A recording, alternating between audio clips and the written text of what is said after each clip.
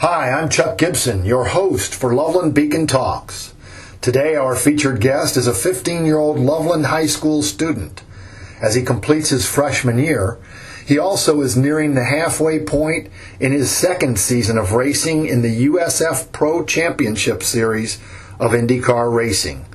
He currently stands fourth in the driver point standings with several top 10 finishes in the first 7 of 18 races, including a second-place finish at Sebring in Florida. And he led several laps at Indianapolis Motor Speedway just 2 weeks ago.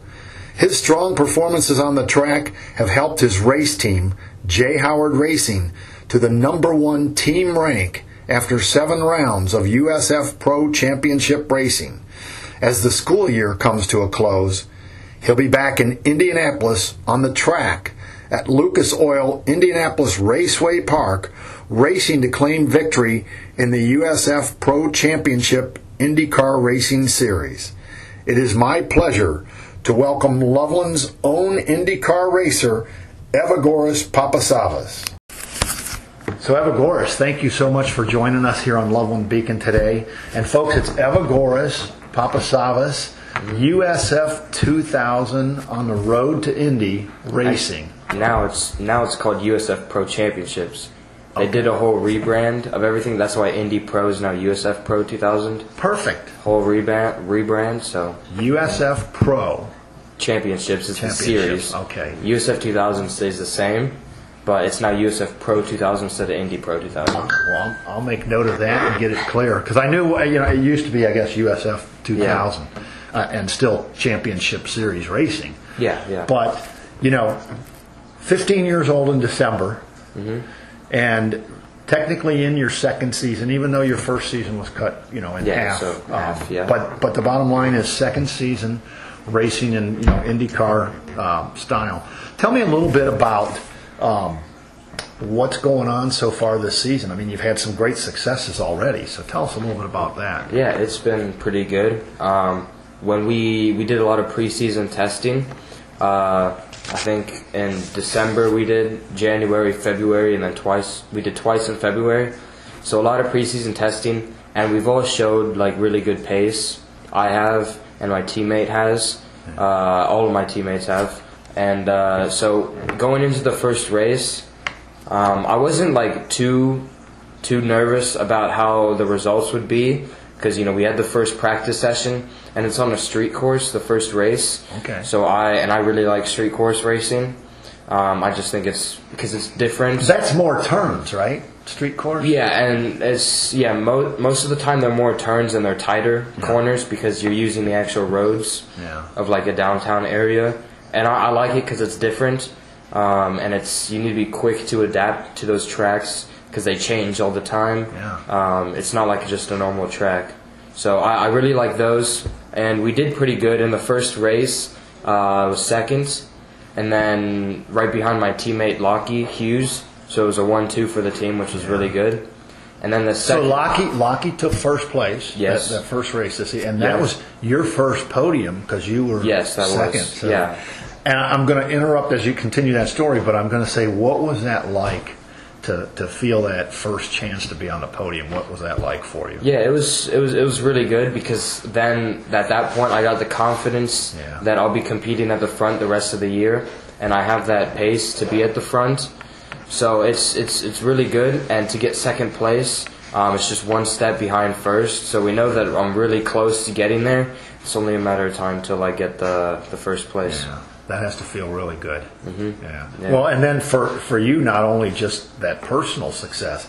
That day, Lockie's in first. You're in second. You're both racing for J. Howard Racing. So that's a team 1-2 finish. That's a big day. Yeah. It was really good for the team. Yeah. Team felt really good, and then from then on, I think because of that 1-2, the team, because there's 2 different championships basically. Sure. There's the drivers and then the teams. Right. And the teams were currently first because of the 1-2 that started it off so well. Yeah. And then because me and Lockie and I have been putting in decent to good results the whole season so far, so it just keeps on bringing the point teams higher and higher. Well, take us, because I interrupted you on that, but take us again through the rest of that first weekend. So, a second place finish up on the podium, 1-2 team thing, and then kind of how did the rest of that weekend? And then race 2 was, we weren't on the podium, but it was a pretty solid result with 4th. So, not on the podium, but we still got a lot of the points that we need in the end to hopefully win this championship. Then the next round happened in Sebring. Right. Sebring, we had 2 races. I believe the first race, we were 3rd. I was 3rd. Right. And then the second race. And 3's back up on the podium again. Yes, it is. Good. Yeah, so another podium result. And then the second race, 8th. So it wasn't the best. But we still get championship points. And, we're just focusing one race at a time to keep getting the championship points. To hopefully bring it out to the end to win the championship. Right. And I think and the reason we got 8th was there was just, a lot of, there was some contact. I was going to say that 8th place at Sebring. And Sebring, that's Florida, right? Yeah. Okay, so the people listening can kind of guess where you've been racing at. And that first weekend was also in Florida. Yeah. But anyway, so that second race at Sebring, the result for you was 8th. And I know you were up fighting for 3 and 4. And take us through what happened, because I know you started to talk about a little bit tight racing and contact that happens. Yeah. I mean, especially at this level and in this championship, when you're racing so fast and so close together, and it's so tight, no one wants to give up any positions. Yeah. And just me and the other driver that I was racing with, we didn't want to give up any positions. And it happens a lot in racing. You'll see countless examples of it happen in the past and in the future. That just no one wants to give out a position, and what's inevitably going to happen is contact, and that is what happened. So both me and the other driver, we both fell back a little bit, but I was able to keep it going and finish the race, which is very important because most of the time, if you have a pretty big spin or contact like that, then you don't finish the race at all because of car damage. Right. So it's really good that we were still able to finish the race and keep getting those points. The other thing, correct me if I'm wrong, I was thinking that was late in the race. It was, I believe. Yeah. So which kind of lent itself to giving you a chance to finish too, I think. But the other question, for people who are listening and new to this, in this series, it's not necessarily laps and miles. Are the races time, or is it laps and miles? Yeah. So the races. It's like the races vary between 25 to 30 minutes based on how long the track is and what track you're at. And then they just calculate the amount of laps based on the time and how long it takes, like an average time of how long it takes a driver to do a lap. So then that's where they get the amount of laps from. Right. So you'll find at tracks that's a lot longer, like Road America is like a 2-minute lap time. Right. So we'll have like 11 or 12 laps there. But like the next race coming up at the oval is it's only a 20-second lap because it's an oval, so it's just very short, very fast, and that's 75 laps. Wow, that's going to be a lot of laps. Yeah. That's pretty amazing when you get into that many. That really starts to train you for the days ahead of you, a couple of years from now. Yeah, and it only gets more and more intense from here. Yeah. So that was Sebring, and again, the nice thing, as you said, a little contact and a spin out, but despite that, able to finish the race, pull 8th, get some points, which is everybody knows that's important. Yeah. So after Sebring, you went where? Sebring, it was Indianapolis, I believe. And that was last. As we're talking right now, this week, that was last week at Indianapolis. And May is Indianapolis month. Yep. So how cool is it?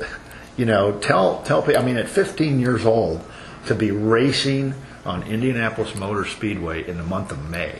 Yeah, it's great, and also because we race next to IndyCar, we have all those fans there that are during the weekend, so we get a lot of exposure there. Everyone sees you, so it's really cool, especially when you're leading there, which I was for a few laps in race 3. I was able to lead the race for a little bit, so it's just a really cool experience. It was my first time leading a race, and to do that at Indy, it's just great. Oh my gosh, yeah, I can't imagine. I'm sitting here, and you say this with such calm and such maturity. Evagoras. You amaze me every time I get a chance to talk to you, because I don't think I'm sitting here with a high school freshman. I think I'm sitting with a man and frankly just a race car driver. So it's always a treat for me to sit and talk. But being in first place on the track at Indianapolis Motor Speedway with a crowd, as you just said, because the Indy racing fans are there. I mean, can you feel that as on each turn when you cross that start finish line and you kind of know that the fans are there and see, hey, that's the guy that's leading the pack. I mean, can you feel that when you're racing? Yeah, I mean, and since it was my first time leading the race, it's kind of just taking in everything and seeing how it is. Because we're just getting one step closer to winning the race when you lead laps. Yeah. And when I was leading the laps, kind of felt like everyone was just watching you because you're the first car to come around, and you're the leader. So like, oh, this guy's the best, because he's the leader. Yeah. So it just feels like everyone's watching you at that very moment. Yeah. I like I said, I can only imagine. I have to trust you to tell me what that's like. So, because of the Sebrings and the Florida races, you had four events already. Indy was 3 more races, so you got 5, 6, and 7 behind you, and I think we touched on it real quick. But so you led some laps early. Take us through the rest of the. Well, actually, in that you led some laps early in race number 3. Yeah, so that was the last race of the weekend. And I know it ended up being, not a terrible weekend. Picked up some points. Yeah, not the absolute worst that it could be, but also not the best. Yeah. Well, I knew, and you and I touched when we were just talking, like before we started the program here. A new engine for the first race, which you didn't have a lot of sessions in, and then it let you down. Yeah. In race number 1. Tell us a little bit about that experience and what that was like for you. Yeah, what happened? It was pretty disappointing for me in the moment that it happened, because we knew that it was a new engine. Like I said before, it only had I believe it only had the 2 test sessions, and then 2 1-hour test sessions. And, we don't run for the full 1 hour. Right. So 2 test sessions and then 1 30-minute practice. And then the qualifying, which was actually in the wet, and it's the qualifying. Oh, right, you had weather. Yeah. I forgot you guys had weather on that day, yeah. too. And the qualifying, it went pretty well because I was running 3rd throughout most of the qualifying, so we know that I'm quick in the wet, in the rain. Yeah. And then there was a red flag that happened. Someone's spun off. And in qualifying, no matter how severe it is, like even if it's one minor spin off the track, it has to be a red flag. I got you. But in the race, that could just be a yellow. Right. So a spin happened, so everyone had to go back to the pits. And then, because the track dried out a little bit once we were waiting, so once we get back going again, we only had 1 lap. Yeah. And everyone else managed to improve their times because it was more dry, so they had more grip. But me and my teammate, Lockie Hughes, we were not able to improve our times as we got a mix-up with some of the other drivers. No contact, but, just... Traffic. Traffic. So you only get 1 lap. So, right. Yeah. Yeah, you get some traffic. So we finished in qualifying 9th and 11th. I was 9th. My teammate Lucky Hughes 11th. So it wasn't the best, but I started 9th, and then for the race in the first half of the first lap, it was all going pretty well. I was making up some positions. I think I was already up to 6th by the time we finished the first half of the first lap. So I was already up to 6th, and then I started getting warnings or something that something was going wrong. Yeah, those are on your my steering wheel. Yeah. Right. Yeah. Yeah. Okay. So I was getting low oil pressure warnings through the second half of the lap, and I started losing power and people passing me down the straight. And then from there, I'm just really confused because I don't know what could possibly go wrong. This has never happened to me before, and I know it's a new engine. And then finally coming out of the first corner to start the second lap, the engine just finally gave out in a burst of flames. Wow. Yeah. That was going into the second lap. Yeah. Man. Yeah. So right at the beginning. That's a rough start.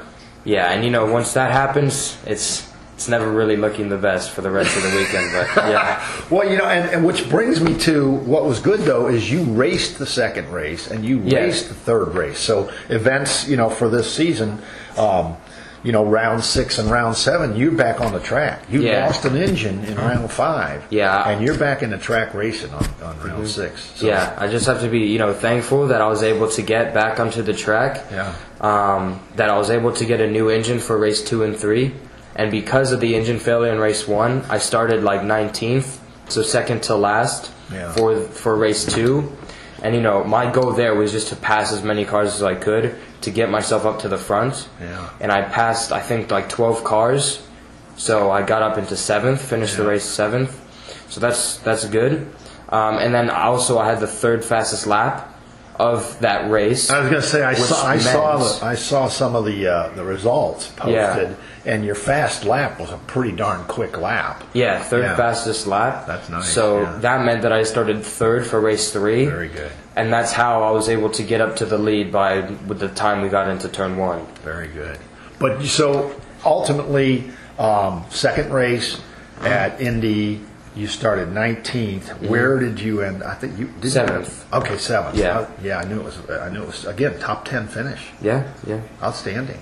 Yeah, pretty good. And then started number 3 in the 3rd race at Indy, and we talked a little bit about leading that race for some laps, and then take us through the finish of that race and where you ended up in that 3rd one. Yeah, so the beginning half of that race was quite good. I was leading the first few laps, and my teammate Lockie Hughes was right behind me. So it was looking like it was going to be another 1-2 for the team, just like the very first race in St. Petersburg.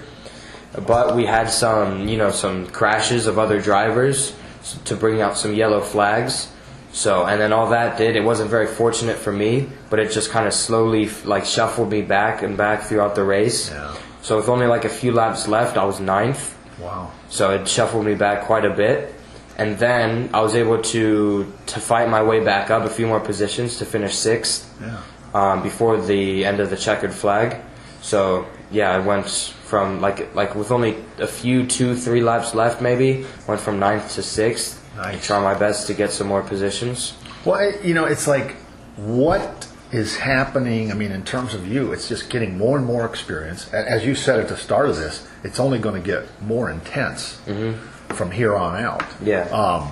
What kind of I don't know, what are the lessons learned? I always ask you every time we get together, I'm like, so what are the lessons learned? But as you're through 7 events so far in this 2023 season, what are the key things that you felt like have taught you lessons or learned some things?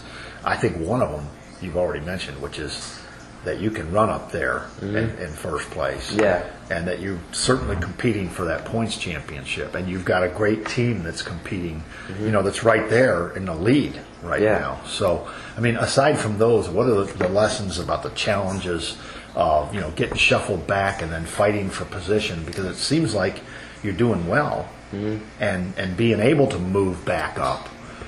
In three laps to go from 9 to 6 is pretty darn good from where I sit. But you tell me. So what do you say? Yeah, and being able to compete in the front and knowing that you have that speed, it brings a level of maturity to you when you're driving. A little bit more relaxed because you know that you have the speed to be in the front. So you just need to relax, focus on your driving. And take it one race at a time. Like I said before, just focus on one race at a time. Not generally focus at the very end for the championship. Just focus one race at a time. Just take it as if it's like a one-off, just every time, and just try to do your best at every lap, every race. Yeah. Well, we've talked about everything on the track.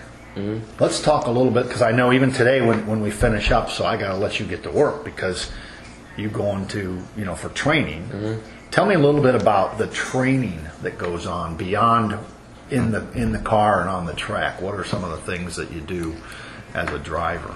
Yeah, so I have 2 different kinds of training. Have reaction training, which I do in Indianapolis with one of my sponsors, Ayers Elite Sports Vision, and also I do physical training with Pit Fit. Which is they're based in Indianapolis, and they're like a race car driver specific gym. So a bunch of people that in my series and in the professional IndyCar series go there, and people from all over the country go there. They have a bunch of different kind of exercises specifically for you, and because where I'm based it's like a 2-hour drive to Indianapolis. So I can't be doing that every day. Right. Because that would be a lot. Yeah. Well, especially, because you're a high school freshman as well. You're trying to get to classes and take care, Yeah, so we still a son and everything else, right? Yeah. So we partnered with D1 Training here in Cincinnati, which is only like a 5-minute drive that way. Yeah. So it's really close. And so we thought that would be the perfect opportunity for us, because we can still use the program from PitFit. I just basically use their gym, and I have a personal trainer, Nate, at D1, where I do that he helps me with all my training, make sure I do it the right way, so I'm getting the optimal amount of growth, so that way when I drive the car, I'm at the top as I can be. Yeah. I think it's important, and I'm glad that you shared that, because I think people just don't necessarily know that being a race car driver is the full thing, mental, physical, and the actual driving skills that go with it. So I appreciate your sharing that. Let's just touch, because I've already said it a couple times, and you're a high school freshman here at Loveland High School. We touched on this before we got on, live here, was you're a week away, and because you're going back to Indianapolis to the Raceway Park, not the Motor Speedway, next week. So the last 2 days of school next week, Avagor's going to be at a racetrack in Indianapolis. Yep, and it's those last 2 days of school is basically like, if you want to sum up my school year, it's those last 2 days of school, just basically not there, because I've been gone quite a bit over the past year. And it's not just because I just don't want to be there. It's because I have all this racing, and this is kind of like my career that I'm working on already. So I'm already like on my career path. So this is like the end. This is your education path. Yeah, this series. Yeah. And also at the beginning of the school year, we had to talk to all my teachers and just let them know that this will be happening. And very thankful to have very good, flexible teachers that are able to give me this time to be able to, to finish my work a little bit later than everyone else, because I was gone the days that it was assigned or stuff like that. Yeah. Well, I was going to say, so if you can't, like, real quick thumbnail sketch, how do you do it? I mean, obviously, number one was talking to the administrators and to the teachers, who get big kudos for being cooperative and helping you do this. But so number one is talking to them, getting them on board and cooperative to help you. But what do they do? I mean, they give you assignments, here's what we're going to be doing.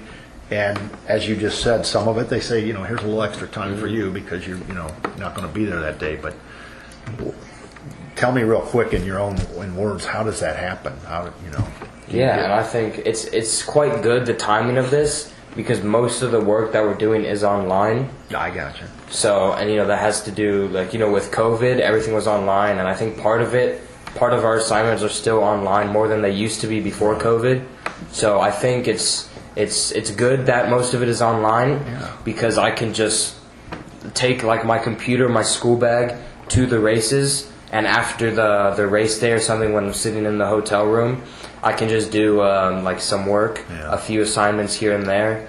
And sometimes when I do come back, I have to get papers that I missed or tests or quizzes, but I end up making those within the week that I get them. Try to do it as quick as possible so I can just stay on track of everything, of the current work that's going on. Wow. It's a lot, but I've been doing it since 7th grade. So. Yeah, I was going to say, we've talked about it for the last 3-4 years now that I've had the opportunity and frankly the pleasure to sit with you and talk about. I think I started talking to you. It seems like you were 10 years old, maybe 9 or 10 years old, and doing the kart thing. Yeah. And so it's really been it's been as much fun for me, maybe not as much, but it's been a lot of fun for me to watch you, grow and progress through the racing circuit. But Evagoras, I won't forget the first interview when at the end of it I'm talking to this, most would say a young boy. And I'm talking to this young boy and I say, well, what do you want to do? What's your future? And you said, race car driver. You know? Yeah. And of course, at the time, Formula. I want to be you didn't even say race car driver. You said I want to be a Formula One champion. Yeah, because Formula One, that's like the pinnacle of motorsport. That's the top. Everyone knows Formula One because of what it is. It's Formula One. It's the biggest there is in the world. Yeah. Totally international. Yeah. So, but here you are on that path. So it's really cool to be able to sit down. So talking about where you are in the season, I touched on it real brief. So what's next? Next week, back in Indianapolis, but this time at Indianapolis Raceway Park, which is not the Motor Speedway. And you were telling me that's what's the track size there? What's that race? That's not like straight. I think the track there, it's like 0.69 miles. And that's an oval, right? Yeah, that's an oval. Yeah, so it's a lot shorter. That's why it's a 20-second lap, and that's also why there's 75 of those 20-second laps that we do. So it's going to be a lot, and it's a lot different than everything else. We run on different tires than we normally do. Right. The setup of the car is completely different, like even visually as well, because all the cars are kind of skewed, like leaning a little bit, because we turn left, so they're leaning a little bit towards the right. Right. So that way, when you turn left, the car kind of compresses into the banking of the track. Yeah. So it's better for the oval racing. So it's different, like also mentally and physically as well. Yeah. Because it's 20 seconds lap, you don't have a lot of rest time, so you have to be constantly on it for the full 75 laps. Yeah. Wow. I mean, and of course, at the end of the day, the 75 laps will eat up the same amount of time of what you're used to in terms of time. But that's just more just. I'm sitting here. People can't see because we're talking. But with my hands tight, leaning in, it's like you're going to do that for 75 laps. Yeah. Hopefully it won't be a death grip on the wheel, just nice and loose and comfortable because you do it. But for me, I'd be like screaming. So, but that's what's coming up, and we're going to wish you the best of luck next week. Thank you. And hey, congratulations on the successes so far. Thank you. Yeah. I'm going to keep watching. Hopefully, we'll talk more, again. Yeah. So, number 4 right now, but climbing, right? Point standing. Yeah, God willing. And how much fun is it to just be on a team that's sitting at number 1? Yeah, it's great because we know that. Well, I know that we made the right choice being with this team, not going to any other team, being here. Because we know that obviously on the leaderboard they're currently the best. So being with them, it's really great because I know that I have confidence both in myself, my teammates, and my team to get myself up to the first and second positions of the championship when it comes to the end. Very good. So how do anybody who's listening now, and maybe this might be new to some of the people, but they're going to be interested in following Evagoras Papasavas Racing. So what's the best way to follow you? I'll give you a chance to tell us your websites, Facebook, whatever. My website is evagorasracing.com. Instagram is just my name, Evagoras71. And I think that's also my Facebook is Evagoras71 as well, so it's the same. So Evagoras Racing, EVAGORAS Racing, all one word. Yeah, for the website. .com. Yep. Website. Yeah. And then Evagoras, same spelling. Yeah. 71. That's the Instagram. Both Instagram and Facebook. Yeah. So they can find you there. And then I know, even though it's changed now, it's tell me the name of the series again. The series is now USF Pro Championships. Changed so it's no longer Road to Indy. Right, and if you look up, anybody can Google USF Pro Championship. You'll find information there. Trust me, folks, you'll find Evagoras' name on there. I'm not going to spell Papasavas. Papasavas is the last name, but you'll find him nice and easy. There's some nice pictures there too, and some news clips because Evagoras is having a good season. So hey, continued good luck going through the rest of the season. Yeah, thank you. And we'll talk again. Yeah, I hope so. Yeah. Thanks for joining us, Evagoras. Yeah, it was great.